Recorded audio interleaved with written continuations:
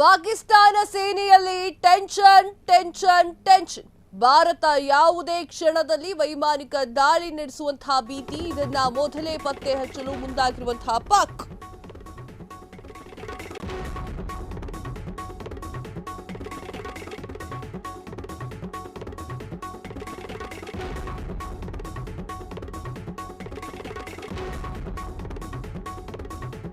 ಪ್ರಾಂತ್ಯದಲ್ಲಿ ಪಾಕ್ ರಾಡಾರ್ ವ್ಯವಸ್ಥೆ.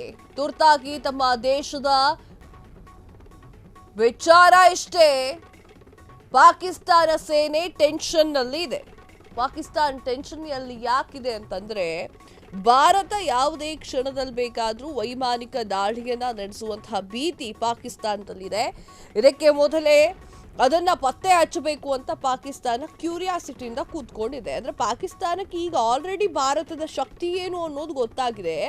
ನಮ್ಮ ಹತ್ರ ಪರಮಾಣು ಬಾಂಬ್ ಇದೆ, ಅಲ್ಲಿದೆ, ಇಲ್ಲಿದೆ, ಅದನ್ನ ಬ್ಲಾಸ್ಟ್ ಮಾಡ್ತೀವಿ ನಿಮ್ಗೆ ಅಂತ ಹೇಳ್ತಾ ಇದ್ದಂತಹ ಪಾಕಿಸ್ತಾನ ಸೈಲೆಂಟ್ ಆಗಿ ಕೂತ್ಕೊಂಡಿದೆ. ಈಗ ಪರಮಾಣು ಬಾಂಬ್ ಅನ್ನ ತೆಗೆದುಕೊಂಡು ಬಂದು ಭಾರತಕ್ಕೆ ಬ್ಲಾಸ್ಟ್ ಮಾಡೋರು ಇದ್ದಾರಂತ. ಅವರು ತಿನ್ನೋಕ್ ಅನ್ನ ಇಲ್ಲ. ಈಗ ಸಿಂಧೂ ನದಿಯನ್ನ ತಡೆದ್ರೆ ಅವ್ರು ತೊಳ್ಕೊಳಕ್ಕೂ ನೀರು ಸಿಗೋದಿಲ್ಲ. ಇವರು ಪರಮಾಣು ಬಾಂಬ್ ಅನ್ನ ತಂದು ಭಾರತಕ್ಕೆ ಬ್ಲಾಸ್ಟ್ ಮಾಡೋರು ಇದ್ರಂತೆ.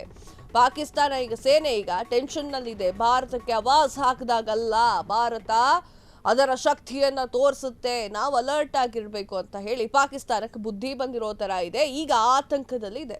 ಭಾರತ ಯಾವುದೇ ಕ್ಷಣದಲ್ಲಾದ್ರೂ ಕೂಡ ವೈಮಾನಿಕ ದಾಳಿಯನ್ನ ನಡೆಸುವಂತಹ ಭೀತಿಯಲ್ಲಿ ಪಾಕಿಸ್ತಾನದ ಸೇನೆ ಇದೆ. ಇದನ್ನ ಮೊದಲೇ ಪತ್ತೆ ಹಚ್ಚೋಕೆ ಮುಂದಾಗಿದೆ ಪಾಕಿಸ್ತಾನ. ಸಿಯಾಲ್ಕೋಟ್ ಪ್ರಾಂತ್ಯದಲ್ಲಿ ಪಾಕ್ ರಾಡಾರ್ ವ್ಯವಸ್ಥೆ ಕೂಡ ನಡೆಸಲಾಗಿದೆ. ಈ ಒಂದು ಕಾರಣದಿಂದ ಪಾಕಿಸ್ತಾನ ತಮ್ಮ ಭದ್ರತೆಯನ್ನ ತಾವು ನೋಡ್ಕೊಳ್ಬೇಕು ಅಂತ ಹೇಳಿ ಸೈಲೆಂಟ್ ಆಗಿ ಕೂತ್ಕೊಂಡಿದೆ.